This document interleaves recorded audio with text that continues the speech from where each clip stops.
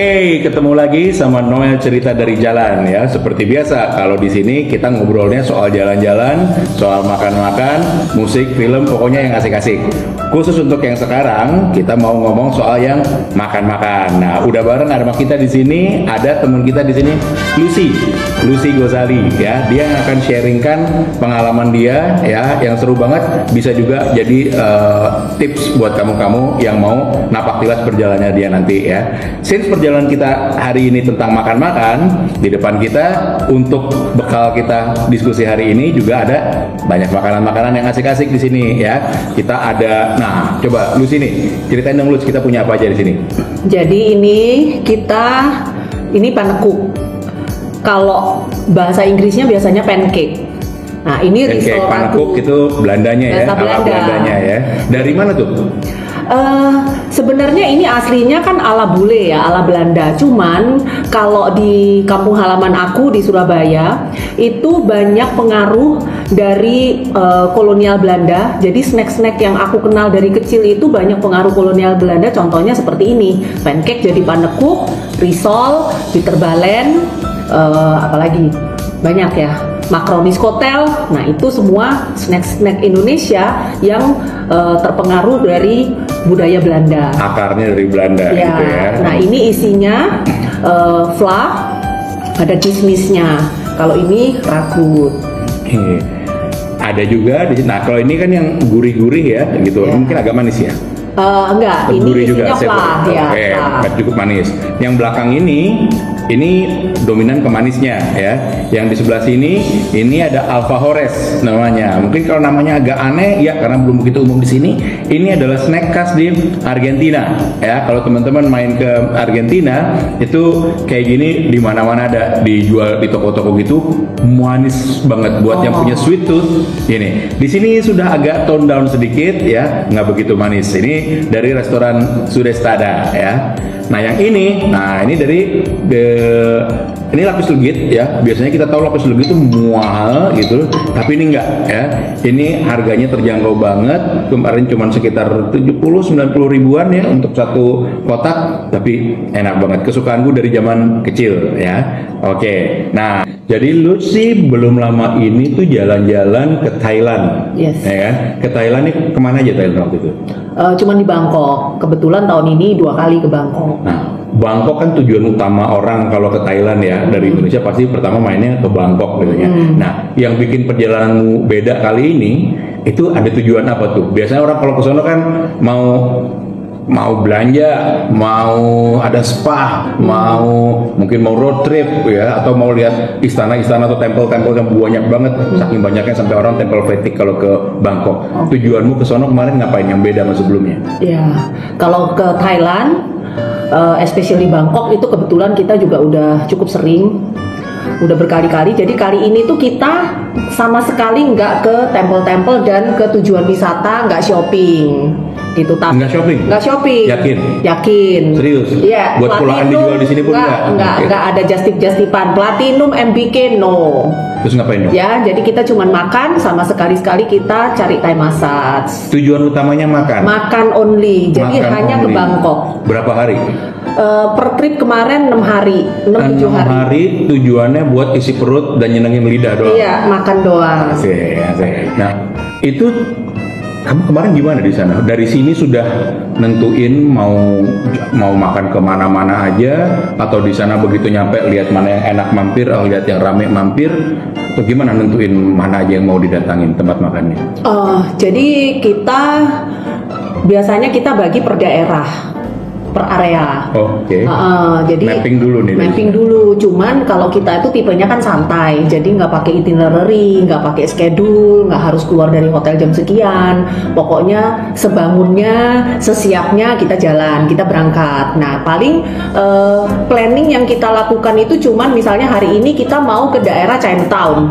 Jadi udah kita ngublek daerah Chinatown, berangkat ke Chinatown misalnya naik taksi, Grab, lalu muterin Chinatown itu jalan kaki aja, pindah dari satu warung ke warung lain. Jadi bukan dari Indonesia, dari Jakarta udah bawa daftar 100 rumah makan yang harus didatangi gitu. Enggak, kebetulan kan memang sekarang ada apps-nya Michelin kan.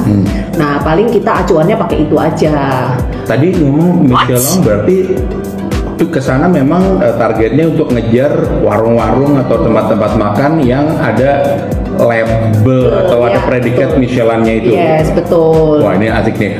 Michelin, teman-teman, kalau yang tadi aku omongin, nama Lucy juga omongin Michelin, mungkin lebih familiar dengan kita di sini kalau lihat pengucapannya Michelin, ya, Michelin ya, restoran Michelin kayak gitu ya. Kalau mau gaya-gayaan pengucapannya Michelin. Itu restoran-restoran yang dapat predikat atau dapat stamp logonya gambarnya kayak kura-kura ninja itu ya. Iya. Itu yang katanya wah dijamin deh itu adalah restoran yang punya kualitas bagus, enak juga kayak gitu ya. Cuman umumnya sepersepsi kita itu restoran mahal, warung mahal. Yang kayak gitu nggak sih yang dicari?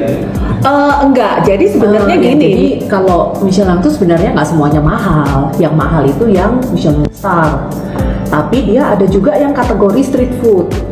Michelin itu ada warung jalanannya juga. Warung kaki lima pun ada, tapi rata-rata modelnya kayak ruko-ruko gitu ya. Ruko tapi dapat Michelin. Iya. Dapat logo gambar kura-kura ninja itu. Dapat. Itu yang kategori BIB Gourmand sama Michelin Guide. Apa sih BIB Gourmand apa?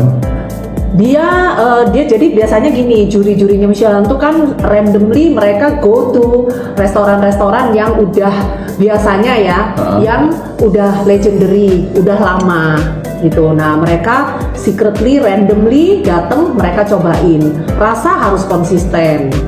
Gitu. Walaupun itu warung pinggir jalan gitu. Nah, memang sih di Indonesia belum ada juri Michelin yang datang. Jadi kalau di Indonesia tuh belum ada satu restoran atau depot gitu yang dapat predikat BIB Gourmand atau Guide. Gitu. Tapi kalau di negara-negara tetangga kita, contohnya di Asia Tenggara itu seperti Kuala Lumpur, Penang, Singapura, Bangkok, Phuket, itu udah banyak banget yang mendapatkan kategori stempel itu. Kuala Lumpur aja warung-warung jalanannya udah didatengin juri-juri itu untuk dapat stamp Michelin. Yes. Kenapa pada kagak mau datang ke Indonesia ya? Nah, kalau yang aku baca-baca sih ya Bang ya, katanya kurang konsisten dari rasa, dari bahan baku. Ya mungkin mereka punya kriteria-kriteria tertentu ya. Nah, makanya buat pecinta kuliner memang tidak semuanya cocok dengan selera kita ya. Tapi kalau buat aku, karena kita kan suka yang local foods. Jadi misalnya kita ke Bangkok ya kita carinya yang local foods ya. Ngapain kita makan pizza gitu. Nah, biasanya yang kategori-kategori itu karena mereka udah lama. Jadi seperti contohnya warung-warung yang kita datengin itu rata-rata juga udah usianya di atas 20 tahun. Oh, heritage places ya, heritage restaurant gitu. Dan mereka biasanya juga expert ya dalam makanan yang mereka jual. Sebenarnya kita juga punya peluang kayak gitu kan, ya. Kita punya kekayaan kuliner yang luar biasa. Makanan kan? Padang aja. Iya. Pokoknya setiap kali pulang dari luar negeri, nomor satu harus makan nasi Padang. Benar. Itu berarti CNN nggak setuju dengan Michelin ya? Iya. Karena CNN bilang paling enak se-dunia tahun 2017, Michelin bahkan belum sudi datang mampir ke mana, ke pagi sore kayak atau ke Rabu atau apa kayak gitu ya. Waduh. Oke. Ya udah, kita belum punya, tapi negara-negara tetangga kita punya, dan apparently Bangkok punya cukup banyak. Warung-warung pinggir jalan pun yang punya label Michelin itu sampai cukup untuk dijalanin 6 hari. Gak cukup sebenarnya. Oh ya. 6 hari yang kurang cukup. Bukan restoran yang kurang cukup ya. Karena Bangkok sendiri salah satu kota yang punya Michelin terbanyak di Asia. Nah, selain Hong Kong dan Shanghai. Bangkok tuh yang salah satu terbanyak di Asia selain Hong Kong dan Shanghai. Oke. Nah, sharing dong kalau gitu sama yang pada nonton nih ya. Jadi apa aja di sana yang highlightnya, yang tempat-tempat makannya buat Lucy kemarin jalan. Nggak harus cuma tentang rasanya, tapi mungkin ada some special experience-nya di warung-warung tertentu gitu ya, atau mungkin ada cerita di balik makanan, cerita di balik warung atau whatever yang spesial yang menurutmu berkesan banget nih, yang bikin bukan cuman oh iya ini layak dikasih label Michelin begitu ya, tapi juga adalah restoran yang with a soul atau bring some memory for you. Itu tuh apa aja tuh yang dari awal kamu ke sana? Jadi biasanya kita per area, mappingnya per area.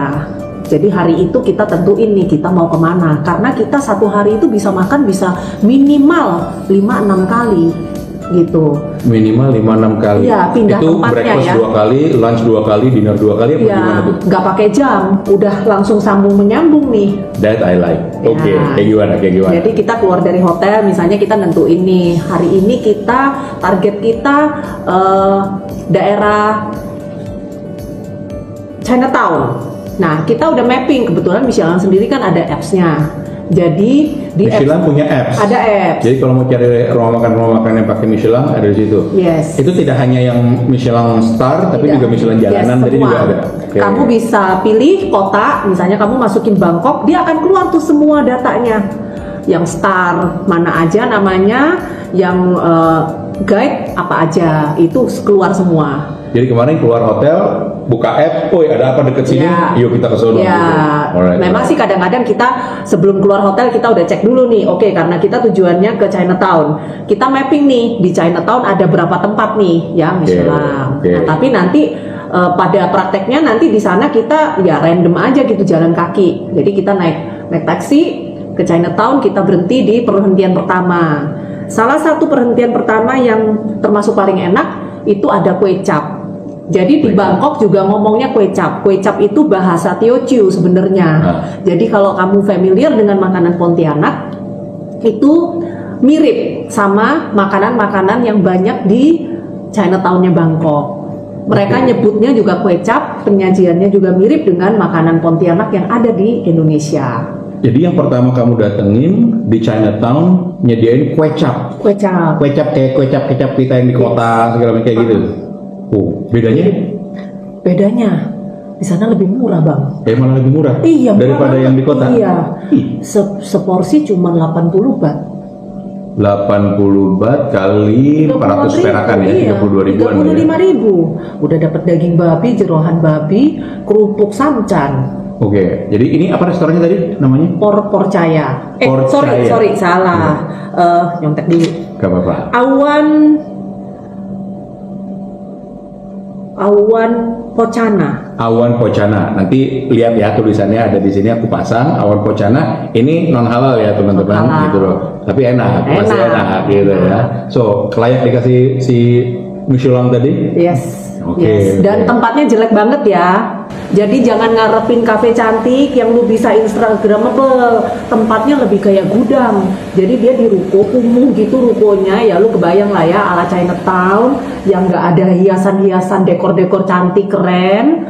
Tapi si enciknya masak di depan gitu. Jadi dia ngaduk-ngaduk kue capnya direbus kan. Lalu topping-toppingnya tuh udah ada. Jadi lu bisa pilih daging babi, sancan, usus gitu, perut. Nah, nanti dia tabur sama daun wanshui gitu. Wanshui itu apa wanshui? Daun ketumbar. Daun ketumbar, oke. Sama bawang putih goreng. Jadi ini jurinya dia benar-benar ngelihat dan menilai makanannya ya, nggak peduli lingkungan apa Tidak, warungnya busuk tidak. pokoknya masakannya Iya. enak. Enak, gitu. tapi nggak pakai AC ya. Iya, Jadi iya, udah iya. pasti Khusus makanannya, panas. khusus makanannya. Oke. Terus itu itu apa? juga- Breakfast waktu itu? Tengah-tengah lah, kita datang sekitar jam 11-an lah, jadi nggak sampai ngantri banget, tapi itu populer banget. Oh, sampai ngantri juga. Ngantri. Banyak ngalamin ngantri juga. Ngantri kalau juga, kayak gitu. cuman ya tips-tipsnya ya ke satu, kalau bisa dihindarin datangnya jam makan, itu lebih bagus. Tadi kalau restorannya berarti tempatnya nggak bagus, panas, berarti si juri Michelin-nya itu bener-bener menilai makanannya ya, kualitas makanannya enaknya, nggak peduli tempatnya jadul, tempatnya apa delesep, tempatnya mungkin ya bukan yang keren banget, tapi makanannya enak. Yes. Dan ya higienisnya mestinya memenuhi syarat gitu ya, nggak bikin orang sakit makan di Ya. situ ya, walaupun makanan jalanan. Ya, nah memang kalau street foodnya di Bangkok itu walaupun dia masaknya juga di pinggir jalan ya, tapi nggak ada laler di sana. Nggak ada laler di Nggak pinggir ada jalan. laler kalau di itu. Tikus nggak kelihatan sih. Oke. Tapi kalau kelihatan ya oke lah, gue tetap makan. Cicak coro. Nggak kelihatan. Kadang-kadang kan kalau di orang kita kan suka ada yang ya bertamu ke piring kita gitu ya. Pernah ngalamin sih soalnya. Pernah. Oke. Oke, itu Capayo, Pacaya.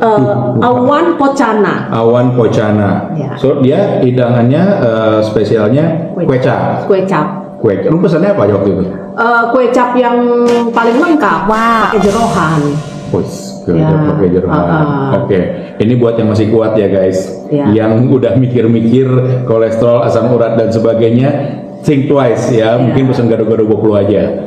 Asam urat juga nggak bisa gado-gado 20 bro.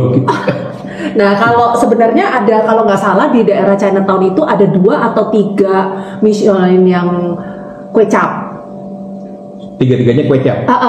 Tapi udah ingin semua tiga-tiganya. Enggak, karena beberapa itu bukanya juga malam, sore ke malam. Jadi kita ya udah karena kan ya pastinya kamu nggak bisa dapat semuanya ya. Jadi kita bagi-bagi aja. Kalau memang pas jalannya siang ya kita sebukanya aja gitu. Makanya aku bilang kita tuh kalau jalan nggak ada itinerary khusus gitu, karena kita drop di kue cap, kita makan, lalu kita cek lagi nih di sekitar situ ada apa lagi, kita pindah warung lagi. Nggak istirahat dulu, langsung istirahatnya sambil itu jalan itu tadi. Oke, bakar kalorinya jalan kaki ke warung berikutnya. Iya, jadi kalau sudah di daerah Chinatown, tadi kan dari hotel kita naik taksi ke satu titik ini, setelah itu ngiterin Chinatown, kita jalan kaki. Memang panas ya, jadi buat cewek-cewek yang takut flag, jangan lupa pakai sunblock, pakai topi, pakai payung. Kayak terus Jakarta di Bali kan gitu, pakai payung atau topi lebar. Itu gitu penting kan. banget, iya kan, tetap harus glowing, gitu. Oke, berikutnya habis dari Pacayo apa? Nah, Awan Pocana. Iya, maaf gitu. Lanjut kemana? Jalan Kita kaki. pindah lagi jalan kaki. Ada beberapa lagi tuh warung-warung begitu di Chinatown. Oke, yang kedua akhirnya apa yang dapat giliran kedua? Nah, kita pindah, kita ke daerah Old Town Bangkok. Gitu. Memang masih di Chinatown tadi? enggak, udah keluar dari Chinatown tapi enggak jauh.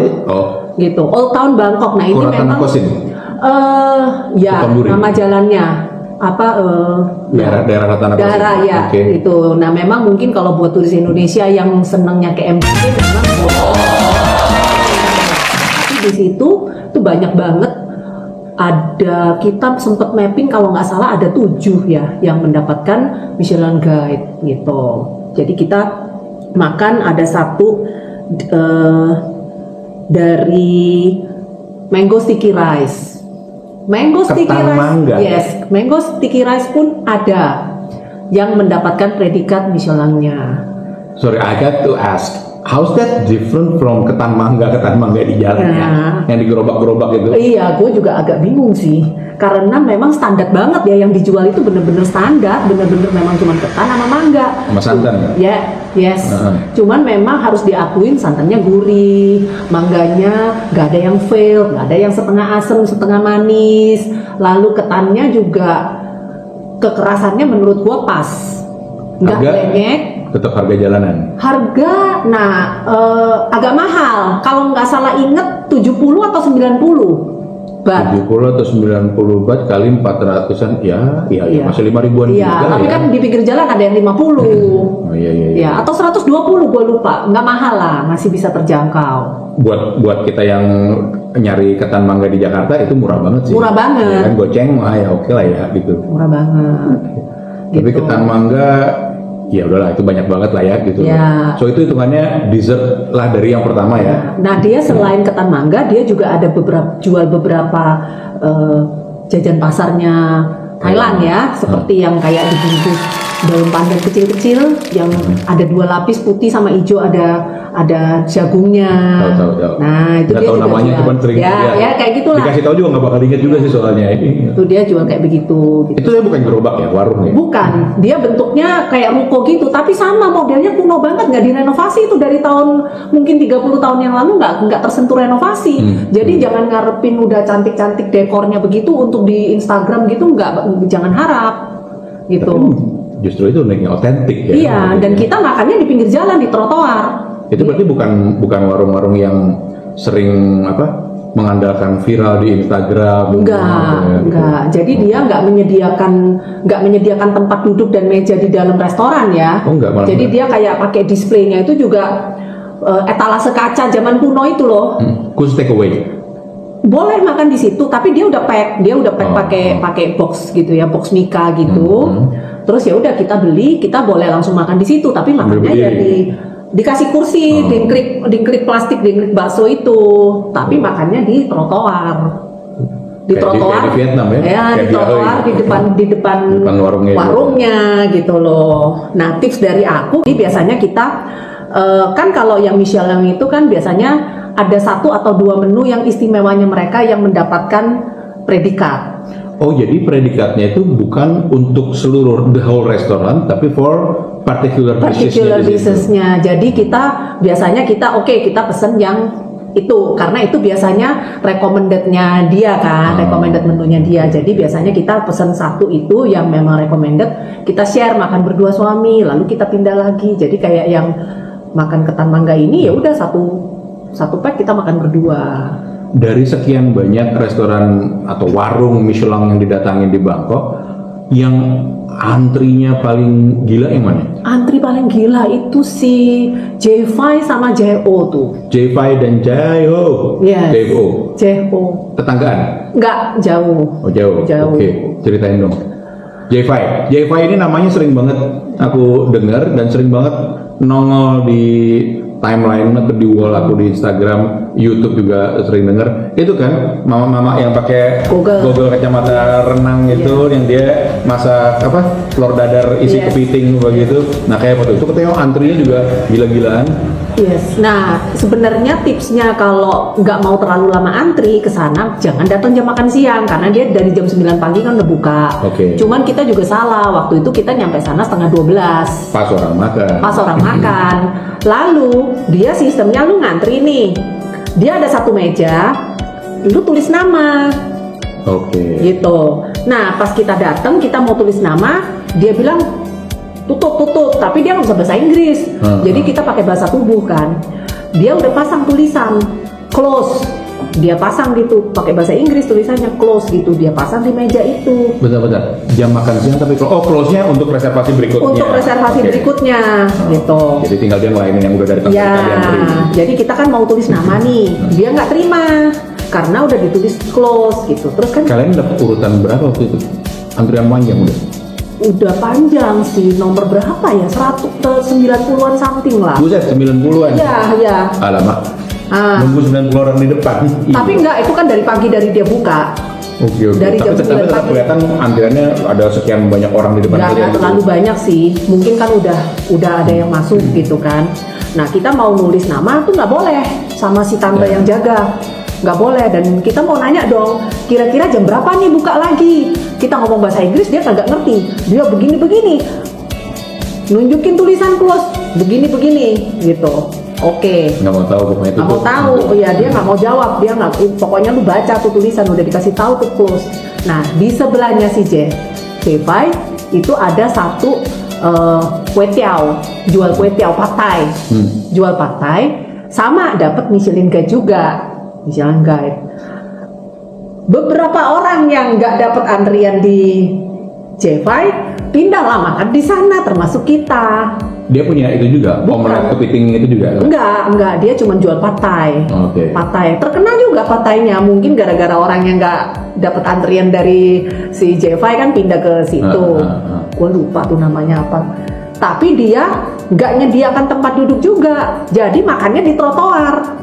Tapi ada kursi dingklik-dingklik. Dikasih dingklik-dingklik gitu. Jadi ini 2 tempat bersebelahan ini, si pad thai sama si J5 sama-sama modelnya begitu tuh, dikasih dingklik aja di trotoar. Oh, J5 itu nggak nyediain meja? Nyediain, tapi pada saat lu antrinya di pinggir jalan, di trotoar gitu.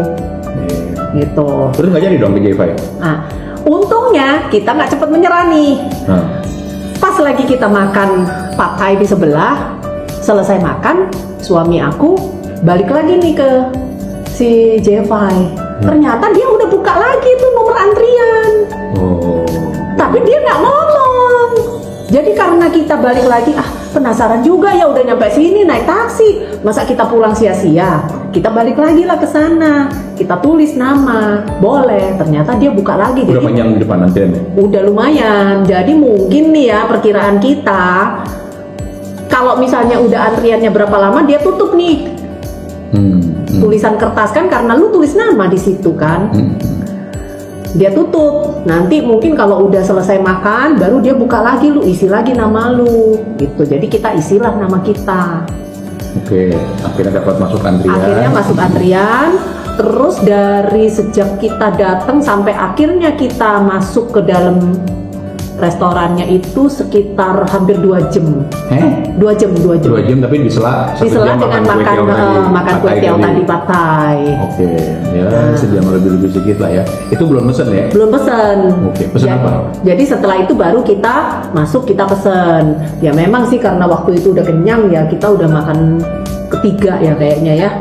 Makan menu ketiga, jadi akhirnya kita pilih yang memang paling topnya, yaitu si crab omelet. Nah si tante Jevai-nya itu juga masaknya itu juga di pinggir trotoar gitu bang. Jevai itu nama si tante kacamata selam itu mestinya ya. Jadi dia punya wajan gede gitu, minyaknya penuh. Nah dia tuh yang bikin si crab omeletnya tuh satu-satu. Makanya, itu kan omelet, isinya apa isi? Isinya daging kepiting. Memang daging kepitingnya penuh banget. Katanya ya daging kepitingnya itu bisa 0,5 kilo sendiri. Satu omelet itu. Oke. Jadi memang kalau lu belah itu omelet itu full daging kepitingnya montok-montok.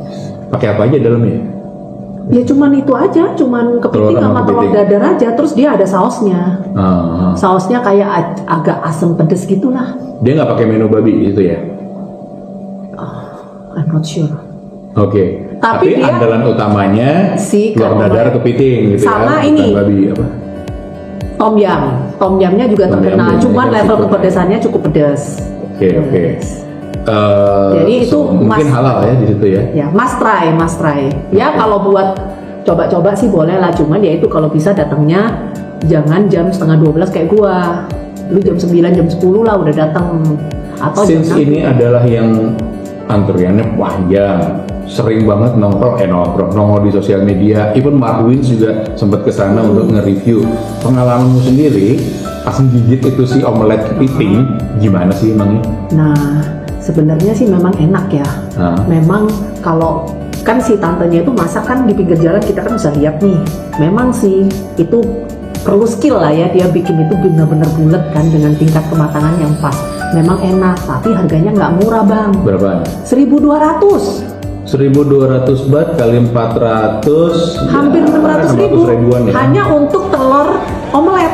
Tapi 0,5 kilo sendiri kepitingnya. Hampir 0,5 kilo gitu. Ya buat sekali coba experience boleh lah 1.200 baht. Tapi lu ngantri 2,5 jam tuh akhirnya kita sampai makanan datang. Ada nggak yang ngirim babang GrabFood gitu untuk beli di sana? Ada ya kayaknya. Daripada harus 2 jam ngantri kan, orang aja kasih tip gitu. Yakin sih itu. Yang antri di sana tapi kebanyakan apa? Nah kebanyakan turis. Kebanyakan turis. Tapi gini, si Jevai ini memang cukup viral karena dia itu the first street food yang bisa masuk ke Michelin Star. Dia star. Dia bukan star. Yang guide bukan itu guide, dia star. Dan dia sudah mendapat 1 star. Lalu dia juga masuk di 50 World's 50 Best Restaurant nomor 67 kalau nggak salah, atau nomor 87. Jadi ada satu lagi institusi yang namanya World's 50 Best Restaurant. Nah dia juga tiap tahun mengeluarkan daftar. Ada yang Asia 50 Best, ada yang World 50 Best. Nah, si Jevai ini termasuk yang masuk di Asia 50 Best dan World 50 Best. Dan di World-nya nomor 60. Di World-nya 87 kalau nggak salah. Wow. Gitu. Jadi memang mungkin dengan itu jadi dia mahal 1.200 gitu. Oke. Nah tapi turisnya turis apa? Turis Asia, turis bule? Campur orang Indonesia juga banyak tuh ketemu kita. Begitu ya. Karena viralnya. Karena gitu viral gitu. Tapi kalau memang mau coba telur kepiting kayak begitu, kita nemu lagi satu yang secara rasa setara, harga cuman 400 baht. 400 baht. Dan kepitingnya juga banyak dan montok-montok. Nggak nyampe 200.000 ya? Nggak nyampe, sepertiganya Jevai. Paket. Oh, telur kepiting maksudnya telur dadar isi Telur dadar kepiting ya. Bukan telur kepiting. Ya sorry. Oke. Omelet, crab omelet. Kita nemu satu namanya Herhai, itu juga dapat Herhai. Di mana tuh? Nah itu daerahnya apa ya? Gue lupa deh. Pokoknya ya kayak gitulah, kita mapping satu area, kita datengin gitu beberapa Ini warung. masuk Michelin Guide juga tadi? Michelin Guide. Dia masuk Michelin Guide. Nah, dia keistimewaannya kepiting. Dia menu spesialnya juga kepiting, dan yang terkenal crab omelet sama nasi goreng kepitingnya. Terus kita samperin tuh ke sana, kita pesen crab omeletnya. Wah, crab omeletnya bener-bener top. Nggak kalah sama Jevai dengan harga sepertiga. Jevai.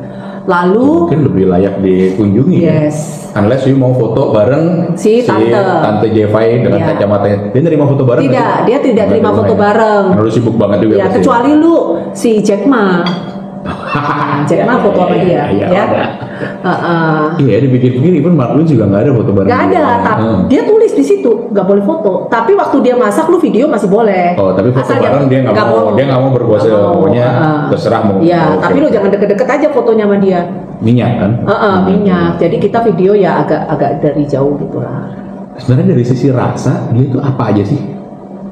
Ada lu bisa ngerasain dia pakai kasih apakah dia pakai cabai, ada ketumbarnya, atau pakai ada kardamom? Sebenarnya kalau dari rasa omeletnya sih cukup basic ya. Cuman ya memang tingkat kematangan telurnya memang pas. Jadi tidak boleh terlalu lumer, tidak boleh terlalu keras kan.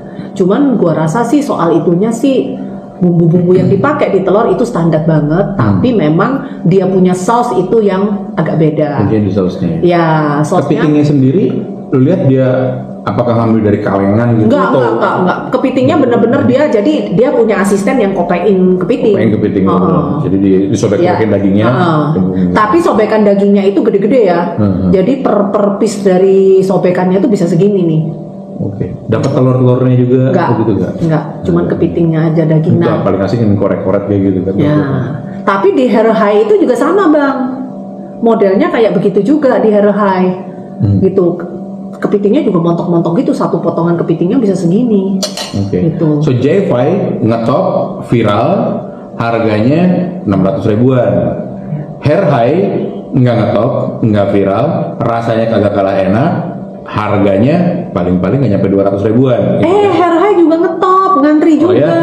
Oh yang ngantri juga, cuma jarang mampir di sosmed gue. Gitu. Ngantri juga. Tapi kalau harganya sepertiganya kayaknya layak banget. Layak banget. Terus dia punya menu spesial sebenarnya itu nasi goreng kepiting. Jadi dia nasi goreng, terus topping kepitingnya itu juga potongan kepitingnya gede-gede montok-montok disebar di atasnya. Jadi bukan langsung dicampur di nasinya gitu ya. Cuman waktu itu karena kita juga udah kenyang, kita nggak makan nasi goreng kepitingnya, tapi kita pesen praying mantis. Fried praying mantis. No. Iya, belalang membunuh kan? Praying mantis. Mantis shrimp. Harus edit tuh. Mantis shrimp. Jadi kita shrimp, udang. Udang ronggeng bahasa Indonesianya. Jadi kita pesen udang ronggeng, goreng kering, ditabur dengan bawang putih goreng kering. Wah, itu enak banget. Enak banget. Herhai tadi. Oke, boleh coba. Nah, tipsnya untuk ke Herhai juga jangan datang di jam makan siang karena lu bisa antri. Tapi kalau Herhai tempatnya agak lumayan manusiawi, dia pakai AC. Terima bungkus? Terima. Kalau yang tadi udah sempat disebutin Jehoi. Jo, apa dia yang dia sajikan? Nah, kalau JO non halal ya, karena dia juga ada babi panggang, terus Chinese food. No, traditional Thai. Itu. Nah, cuman JO ini juga dia bukanya jam 4:30 sore. Dari jam 3 lebih orang udah antri. Dari jam 3 walaupun dia belum buka udah antri gitu. Turis juga atau apa? Banyak kan turis juga, tapi ya orang lokal juga banyak. Tapi kalau si JO Jadi lu jam 4 lah misalnya ya, lu udah ngantri cukup cepet. Cuman ya total kita waktu itu juga 2 jaman sih ngantri. Iya. Berdiri aja gitu mulai. Dikasih Oh, diklik itu. Nah, dia sistemnya sama kayak J5. Lu tulis nama di kertas. Sambil nunggu itu Sambil nunggu lu tulis nama. Jadi lu nggak usah berjejer gitu. Random nanti dipanggil nomor lu. Ya. Nah, dia tapi lebih teratur kalau si JO. Satu kertas isinya 150 nomor. Lu tulis nama, nanti lembar kedua 150 lagi, lembar ketiga 150 lagi. Lu pesan apa waktu itu? Nah, terus kita dipanggil, dia punya menu yang terkenal itu Mama, lu tahu kan mie instan Mama? Iya. Yang rasa tom yum. Nah, itu termasuk dia punya spesial menu.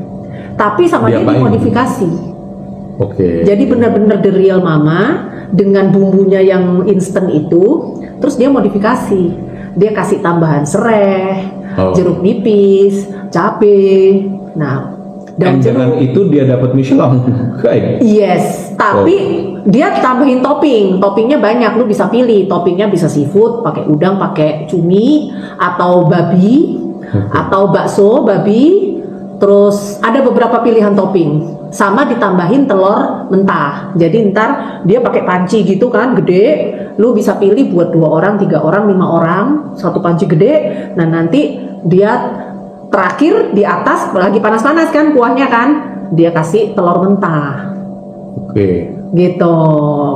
Karena kita berdua, kita pesen yang satu panci buat 2 orang, dapat telurnya 2. Kita pesen yang pakai bakso babi. So it's about nambahin bumbu, nambahin topping. So abang ade dan warung-warung Warmindo, Katineng di seluruh Indonesia ini kayak gini aja bisa dapat Michelin Guide ya ratingnya. So teman-teman kreasi sendiri, tambahin mendoan, tambahin apa yang murah-murah bisa tuh gitu ya. Aku surprise sih dari mie instan aja gitu bisa dapat Michelin. Ya, tapi dia menunya banyak. Kalau JO beda, JO memang banyak menunya. Jadi dia contohnya kayak apa namanya, tom yum. Ini JO kan? Ini JO. Iya, JO. Dia tom yumnya juga terkenal, terus kayak pork belly-nya itu juga terkenal gitu. Jadi kita waktu itu pesen beberapa menu, 3 menu ya kayaknya kita pesen yang memang topnya dia gitu. Kudu pakai mie mama tadi atau bisa pakai nasi atau apa? Bisa pakai nasi. Jadi yang mie mama itu kita pesen satu menu sendiri, terus kita pesen lagi pork belly sama roast pork ya kalau nggak salah. Itu tuh so far kayaknya yang paling menarik, gue pengen datangi. JO daerah mana sih? JO nggak usah alamat spesifik, daerahnya dah. Sukhumvit atau apa deh. Nah di daerah JO itu juga ada beberapa Michelin. Ya, kalau Sukhumvit nggak heran, pasti banyak. Jadi kita jalan kaki aja tuh. Sore itu kita pindah 3 tempat. Iya. Dari yang didatangin, yang antriannya tadi paling banyak kan udah tahu tuh ya, J5 sama JO tadi ya. Tapi yang antriannya paling banyak orang lokalnya gimana tuh? Awan Porcana itu yang kue cap. Yang kue cap tadi itu. Ya, yang kue cap. Tadi, ya.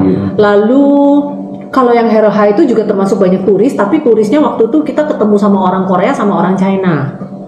Indonesian kita nggak ketemu waktu di sana, tapi aku tahu beberapa teman aku pernah makan di sana. Kalau JO, wah banyak orang Indonesia. Lu ngantri itu lu bisa ngobrol bahasa Indonesia atau sama sesama pengantri. Ya, JO memang udah viral banget. Nah kalau lu nggak mau ngantri, dia juga jual voucher tuh di klub. Buat? Si JO. Bukan, vouchernya buat gimana? Kayaknya dia jual vouchernya berapa bat gitu ya. Lu beli voucher, nah itu bisa lebih cepat karena dia kayaknya bisa potong antrian gitu. Kayak kita ini ya, mau masuk Colosseum di Roma, beli tiket dulu. Beli tiket sebelumnya dulu biar nggak usah antri di loket betul. Gitu. Nanti ada jamnya, lu datangnya jam berapa.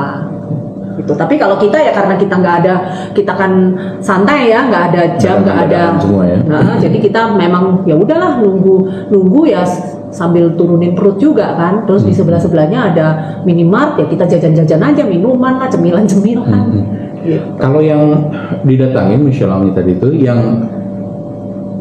yang paling besar kemungkinannya ini halal nih. Yang mana tuh? Buat kalau teman-teman yang nyari yang halal. Halal. Sampai susah mikirnya kalau yang halal ya.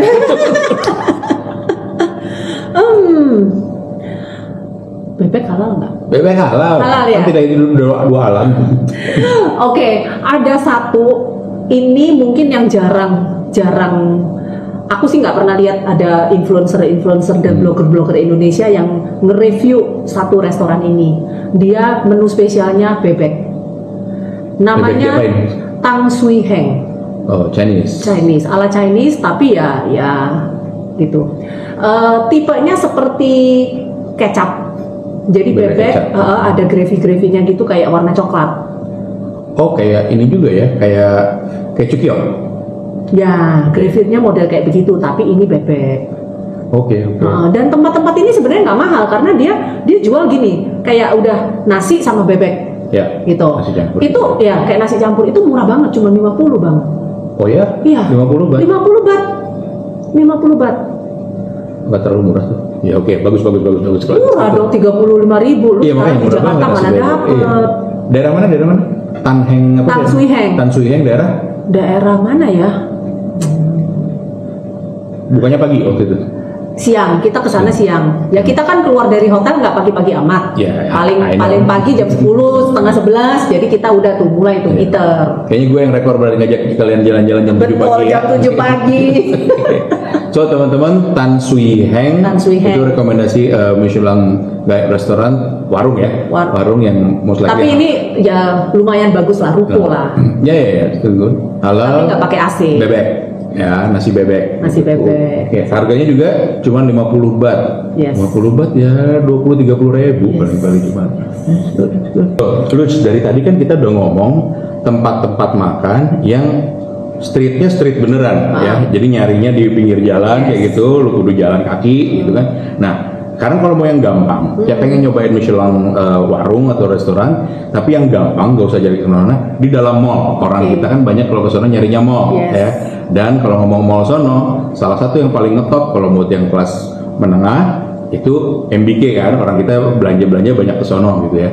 Terus juga kalau untuk mewakili mall yang menengah atas, Siam Paragon ya, daerah mall-mall mewahnya gitu. Nah, di dua mall ini ada tempat-tempat Michelin warung yang kayak apa aja atau Michelin restoran apa aja. Syukur-syukur ada yang halal buat teman-teman kita yang nyari yang halal. Apa tuh? Ada. Jadi gini, kalau di mall-mall itu kan banyak yang ada food court-nya ya. Nah, beberapa food court di food court, bukan restoran, di food court. Restoran. Oke. Jadi ini harganya semua cukup terjangkau ya.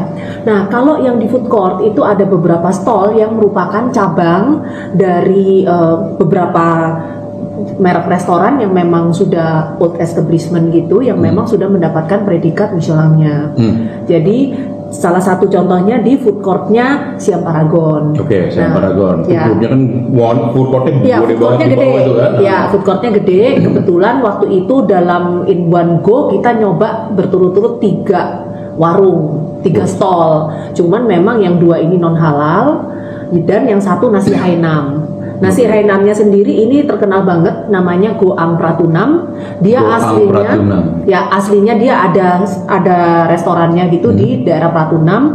Nah, dia buka cabang di Siam Paragon. So kalau mau nyobain yang ini bisa cobain yang aslinya di daerah Pratunam. Orang kita kan banyak juga jalan-jalan ke daerah Pratunam ya, mau belanja-belanja. Sama atau yang di mall di Siam Paragon. Nasi Hainan. Ayam. Yes, ayam. Nah, kalau nggak mau repot, nggak mau panas, ya udah langsung aja ke situ.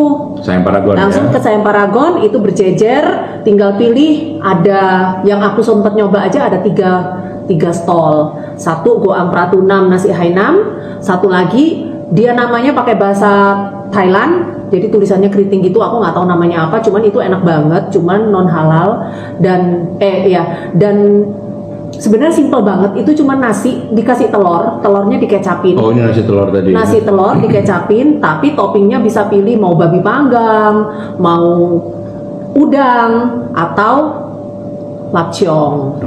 Ya. Warungnya kagak tahu namanya. Ya. Nemuinnya gimana tuh ya? Kan ada logonya. Oh, oke. Jadi di semua gambarnya nanti ya. Bisa lihat. Dilihat di semua stall yang Michelin itu mereka pasang logonya. Pasang logo Michelin. Pasang logo. Jadi kita bisa, aku mau cobain yang ini. Nah, nasi telur ini memang dia keistimewaannya di kecapnya. Kelihatannya simpel, cuma nasi ditutup telur, tapi kecapnya entah dia pakai apa, itu rasanya nendang banget. Oke, bisa jadi buat inspirasi di Jogja lagi menjamur nasi telur, cobain belajar ke Sayang Paragon ya. Tinggal nanti lu tambah topping bakso lah, tambah topping ayam geprek lah ya. Gitu kan. Ya benar. Dan harganya sangat murah ya. Ini semua di bawah 100 baht. Di bawah, berarti di bawah 45 ribuan ya? Yes. So 30-40 ribu. Ya. Untuk makanan di sebuah mall dan mallnya mall menengah ke atas kayak Sayang Paragon, that's a very good deal aku bilang sih. Lalu kita pindah lagi ke sebelahnya itu stall pork noodle soup.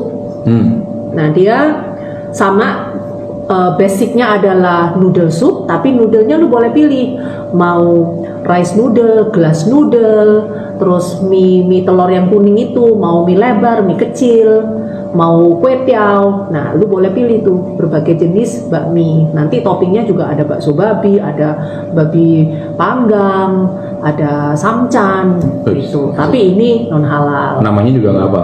Namanya bentar. Nawian pork noodle soup. Nawian. Yes. Nawian pork noodle soup. Tapi gampang banget dicari karena setiap stall itu dia masang logonya Michelin.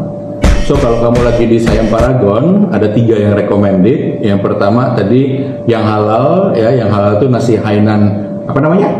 Goang Pratunam. Goang Pratunam yang punya cabang di daerah Pratunam ya. Itu nasi Hainan ayam. Yang kedua yang kagak tahu namanya tapi ada pelangnya Michelinnya tadi itu si nasi telur ya, nasi telur. Lalu yang ketiga itu yang tuh namanya gue nggak hafal tadi. Nawian noodle soup. Nawian noodle soup yang bisa toppingnya macam-macam. Yes. Tuh. Itu 3 yang recommended di mall mahal, mall orang kaya. Tunggu, ada satu lagi. Ada lagi? Ada satu lagi di Sayang Paragon juga, tapi yang satu ini cukup sering blogger-blogger Indonesia yang udah nge-review, namanya Pangcha.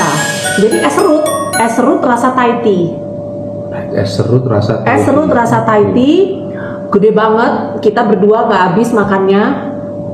Es serutnya segini gede, lebih gede dari muka gua.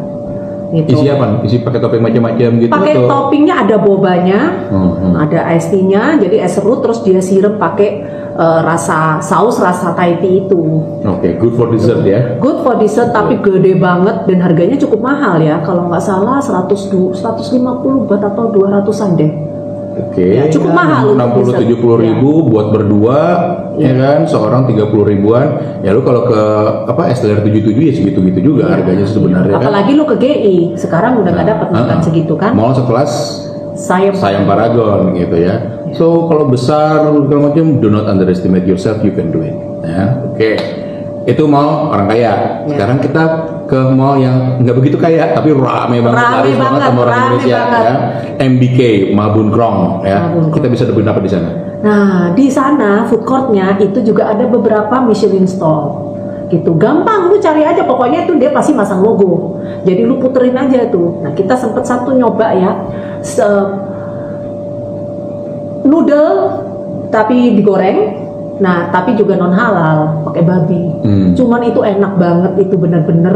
Dan karena ini food court ya, stall ya, kita kan lihat ya dia masak ya. Sebenarnya very simple, cuman pakai sayur, pakai telur, dia oseng-oseng, terus dia masukin daging babi, dikecelutin minyak, dikecelutin micin-micinan, sama kecap-kecapan. Udah dia oseng-oseng, terus noodle-nya itu udah kering ya bentuknya ya, kering. Satu bongkah gini, terus udah sama dia dimasukin ke dalam adonan yang dia udah masak tadi ya, porknya itu, terus udah dibecek-becek gitu, udah jadi. Jadi dia tipenya bukan kayak mie ayam ya, mie-nya mie kering kayak apa sih namanya? Ifumi. Ya kayak ifumi gitu. Dan itu harganya juga cuman kalau nggak salah 60 baht. Dan porsinya tuh gede loh. Itu saya makan berdua. Oke. Apa namanya? Namanya Ratna Yotpak Stir Fried Noodle. Ratna Yotpak. Ya. Oke, panjang. Ratna ya, panjang. Oke, warung Mbak Ratna ya. Bakmi Mbak Ratna. Ya, tapi non halal ya. Nah, ada yang halal nggak kalau di MBK? Selain udang dan juga ya. Oke, give me one more example dari MBK yang worth trying, worth visiting.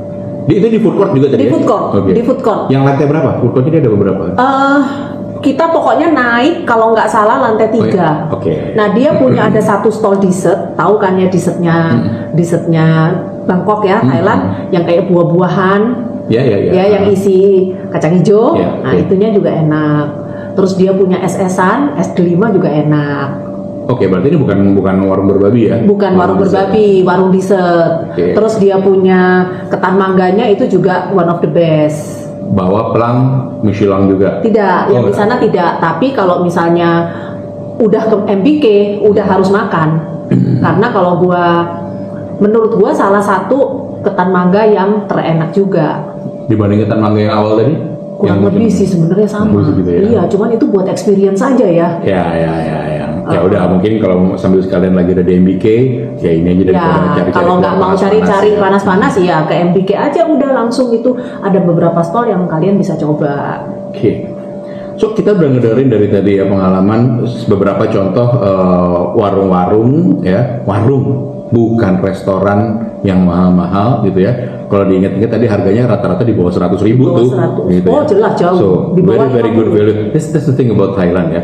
Makanannya kadang-kadang kayaknya mereka bikin very simple but using very fresh ingredient, good ingredient kita makan enak dengan harga yang bikin gregetan. Kenapa kita di Jogja, di Jakarta kagak bisa dapat seperti itu sih ya. Tapi ya oke lah, so far kondisinya seperti itu. Kalau kesana jadi salah satu tujuan wisatanya kita. Tadi kita udah dapat beberapa rekomendasi untuk kita jalan-jalan cari makan-makan ke Thailand yang udah dapat stamp Michelin ya, itu special, tidak harus mahal tapi tadi kan. So makan-makan yang punya stempel Michelin nggak harus restoran mewah, kelas street food, kelas food court di mall itu juga bisa dapat yang enak ya teman-teman. Nah tadi teman-teman nama restorannya udah bisa dilihatin di videonya ya. Kita udah hampir sampai ke ujung diskusi kita. In closing tapi ini aku pengen tanya sama Lucy. Dari pengalaman 6 hari makan-makan di Bangkok, ya, apa pengalaman spesial yang unik banget, yang bikin kamu garuk-garuk, bikin kamu nyengir, bikin kurang, iki Bangkok tenan nih cen koyo ngene iki. Apa tuh? Ya, jadi waktu itu hari itu kita huntingnya di daerah Silom. Silom? Ya, di Silom sendiri memang ada beberapa juga Michelin Guide. Dan salah satu tujuan utama kita Rung Rueng Pork Noodle Soup. Ini salah satu yang paling terkenal. Kalau misalnya lu Google rekomendasi makanan Bangkok, dia sering kali keluar urutan yang atas. Nah, jadi pas kita nyampe di sana, itu rukonya cukup gede. Kalau yang lain mungkin cuma satu ruko, dia mungkin bisa 4 atau 5 ruko berjejer gitu, jadi gede banget. 4 atau 5 ruko berjejer. Dan nggak pakai AC ya. Masak pork noodle-nya juga di pinggir gitu, di tepi trotoar, dan antriannya panjang banget waktu kita datang. Berdiri antriannya, nggak seperti di JO ya. Nah kita udah langsung yakin aja kan, wah ini pasti nih, kita langsung ikutan ngantri di situ. Nah lagi suami gua ngantri, gua biasa kan lihat nih sekeliling ada apa nih. Di sebelahnya yang kita ngantri ada satu ruko lagi. Lebih kecil, cuman satu ruko gitu panjang dan tidak serame yang Rung Rueng ini. Ada antrian tapi nggak panjang. Jadi, terus dia biasa kan dia kan ada kayak pelang gitu ya, ada pelang, ada nama restoran sama ada logo Michelin-nya kan. Gua foto itu logo, tapi tetap nggak ngeh. Balik lagi ke antrian sama suami, makanlah kita satu porsi berdua. Enak-enak. Dan memang rame banget sampai yang lu satu meja itu bisa disuruh gabung sama orang lain ya. Dan banyak turis juga, jadi kita duduk satu meja sama turis bule. So recommended ya, ruang ini pork noodle-nya. Recommended. Ya? Harga cuma 60 baht. Oke, 60 itu baht. Itu udah dapat satu mangkok full pork noodle soup, pakai daging, pakai jerohan, pakai kulit babi, samcan, kerupuk gitu. Goban, oke. Enggak nyampe goban. 35.000. Oh iya, 60 kali 1 ya. Iya. Nah, terus udah nih, selesai makan, kita jalan kan, keluar dari restoran itu, kita jalan, balik lagi ke sebelah yang tadi aku sempat foto logo itu kan, Michelin kan. Loh, kok di temboknya ada logo Michelin-nya yang di sebelah tadi? Rupanya dia juga warung Michelin juga. Bukan, ternyata kita salah. Yang Michelin yang sebelah. Oh alah, Rung Rueng itu yang sebelah itu Rung Rueng. Ternyata Rung Rueng yang itu. Jadi yang warung Michelin malah sepi. Lebih sepi dan jauh lebih kecil. Oke. Gitu kira-kira. Jadi yang kalian makan tadi apa itu? Warung apa itu? Nah iya nggak tahu namanya apa. Tapi pok noodle soupnya sama, pok noodle soup juga. Nah kita taunya perbedaannya adalah di temboknya dia pasang logo Michelin-nya itu yang setiap tahun dari tahun berapa dia dapat. Terus plus logo merek Rung Rueng itu gambarnya kartun dari kayak ibu-ibu gitu. Tadi kok bisa jadi salah masuk warung? Apa kalian pakai apps atau Google Map atau apa gitu? You have arrived at your destination sekali. Iya, tapi kan kamu sebelahan, bener-bener sebelahan. Terus kan kita juga nggak mikir dong, wah ini antriannya panjang, kita langsung ikut ngantri. Mungkin yang antri di situ turis-turis termasuk juga pada salah juga kali ya. Mungkin. Terus udah dong, gara-gara loh kok salah? Ya udah dah. Untung tadi kan makannya seporsi berdua ya. Jadi kita masuk lagi nih ke Rung Rueng yang bener nih. Kita masuk lagi, kita pesen lagi, kita mau bandingin dong. Bedanya apa nih sama yang beneran Michelin nih? Kita makan lagi, harga sama 60 juga. Menu juga sama, pok noodle soup. Lebih enak mana? Kurang lebih sama sih. Kalau mata lu ditutup, lu makan, lu mungkin nggak tahu bedanya. Cuman kita ngangkat aja tuh, buset. Jadi dari tadi kita ngantri di tempat yang salah gitu. So it's the power of branding ya teman-teman. Kalau apa namanya? Kalau ada sebuah tempat kamu tempelin Michelin atau kalau di Indonesia sebuah brand dikasih label super brand atau apa segala macam itu, emang bisa ngasih image bahwa ini adalah something yang special. Apakah yang nggak punya logo itu apakah berarti of lesser quality? Belum tentu juga kayak gitu ya. Tapi at least kalau punya logo atau stamp itu bisa jadi kompasmu lah kalau untuk mau mencari. Kan kalau kita orang asing di sana ya belum ngerti yang tempat-tempat makan yang wow kayak apa, bisa coba pakai indikasi ya Michelin stamp itu juga, karena sekarang tuh juga bukan cuma buat di tempat-tempat mahal, restoran-restoran mewah, tapi juga bisa di street food. Cool, nice. Thanks Luz. Ini kalau teman-teman perhatikan dari awal sampai sekarang ini udah mulai berkurang ya teman-teman, karena tadi sudah kita sambil ambilin ya, itu dulu ya. Icip-icip sebentar. Teh black tea dari Sri Lanka. Ya, that's an underrated destination in Indonesia. Yes, jadi waktu itu kita ada satu kali juga pergi ke Sri Lanka. Salah satunya untuk mencoba teh Sri Lanka. Oh ya, Sri Lanka dalam perkebunan tehnya juga sih. Yes. Ya.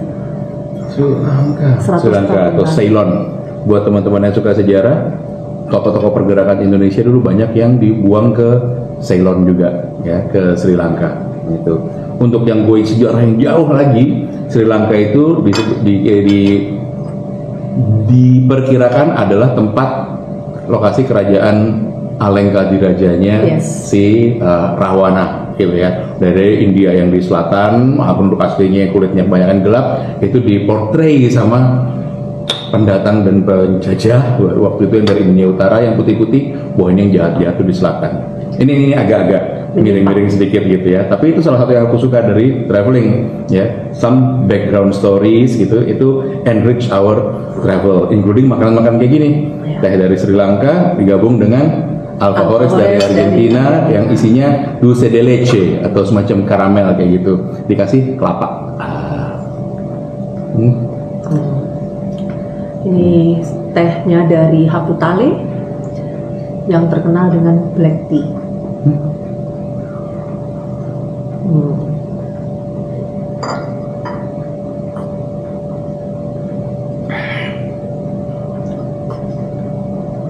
Oke, Lutz, thank you untuk dari episode ini. Ya, kita akan ketemu lagi, kita akan ngobrol-ngobrol lagi episode jalan-jalan, makan-makan, dolan-dolan di berbagai penjuru dunia lagi, ya, teman-teman. Kita sampaikan di sini dulu sampai cerita dari jalan yang episode berikutnya. Sip, yes.